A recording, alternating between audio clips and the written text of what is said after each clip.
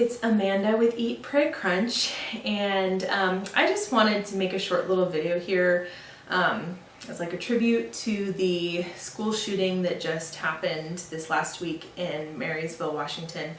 I'm not sure if you heard about it or not. I think it did make national news, but we live in Western Washington, so like that just hit really, really close to home for us. And it's just amazing to me that this kind of thing is happening so often now.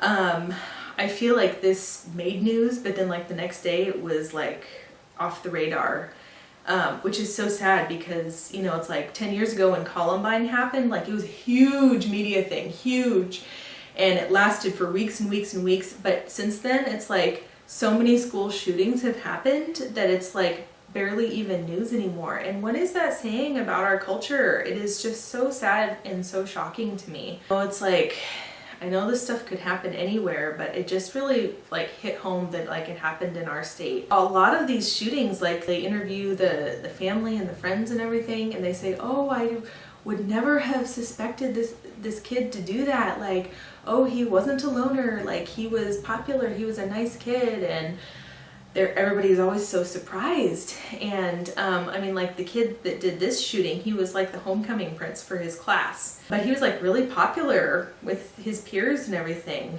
I mean, I guess a few weeks before he did this, he had made some kind of dark sounding tweets, but they were kind of like vague and didn't really like refer to anything specific. So, I mean, and how many teenagers are there that are angsty, you know, and make tweets like that? And most of the time nothing comes of it, you know? So it's like, when do you react to something like that? How can you tell when a kid is disturbed and is going to go and like shoot up their school? It's seriously been like difficult for me to watch the footage about this week. Just got the news that, a couple days after it happened, one of the girls that was injured actually died. They couldn't save her because the injury was so bad. And it's just senseless to me. Like I can't wrap my head around it. And every time this comes up, like it sparks a whole debate like on Facebook, social media, about gun control and that whole issue. Like I don't want to open a can of worms here, but it's like something that I am really passionate about. I'm honestly not a huge fan of guns.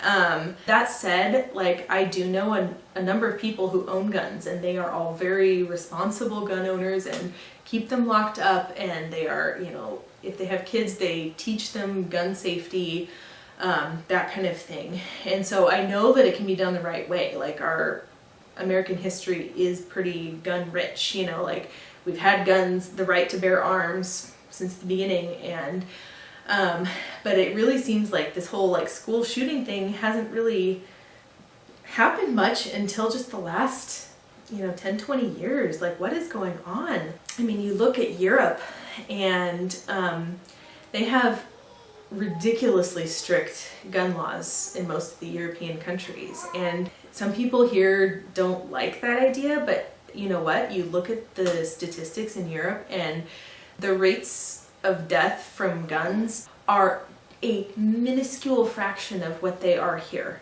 I mean, the number of gun deaths here is more than the next few countries combined. It really tells you something about our country. Hi. Hi. Are you my little ray of sunshine and talking about this subject? Mommy. You know, I hate to say it, but, you know, guns are made for killing. That is their function. And in societies where they don't have guns, they don't have that many deaths. I'm not all for like, oh, let's get rid of all the guns, because I just don't think that's realistic or practical. You know, I know that there are good reasons to have guns, like hunting. We're definitely fans of like eating meat that comes from the closest source to nature as possible. Like we're not hunters, we don't have guns, but I do respect people that do hunt. Those animals lived the happiest life possible before they died, you know what I mean? And had the healthiest diet possible before they died. So like hunted meat is probably some of the healthiest meat you can eat. And so I understand that there is a reason to have guns. Hi, sweetie. How are you? That's my little man. So while I'm not for like completely getting rid of guns, I really do think that we need strict laws around them. Maybe a good law to put in place would be mandatory gun locks, or keeping it in a safe of some kind, and making that mandatory and as just part of having a gun license. The consequence of not doing that would be if police were to find somebody else that's not licensed using your gun, then you are legally held accountable for that. And so, like, for example, like in this shooting, whoever owned this gun that this kid got a hold of, that person should be sentenced as well, because they were not keeping it properly locked up and it got into the wrong hands, and look what happened. Bill and I were talking about it, and he's like, well, it's kind of like the same idea as, like if you have a dog that escapes and goes out and bites somebody when you're not home, you're still held legally accountable for your dog, I mean, it's the same idea. So that just seems like a law that would make a lot of sense, that would really, I mean, it obviously wouldn't prevent it. People would still do illegal things. Not everybody would comply. It would still happen, but I really feel like it would greatly reduce this kind of thing from happening. That, and just having a lot stricter background checks as well in order to get a gun license. Anyway, this got me thinking about the whole gun issue again. I just look at my little man here, and like, it just makes me so sad to think about that. Like, I'm fearful to send him to public school one day because this kind of thing is happening so often.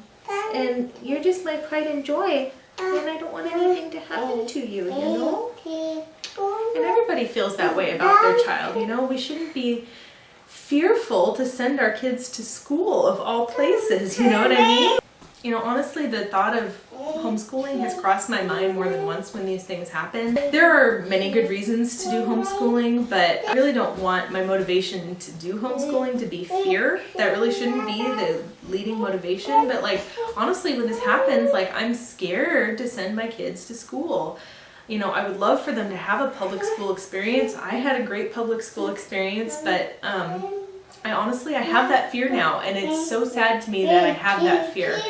I would have never had that fear before all of this stuff happened. So who knows what we'll end up doing. I mean, I know it's still pretty unlikely, and most of the time our kids are pretty safe in school.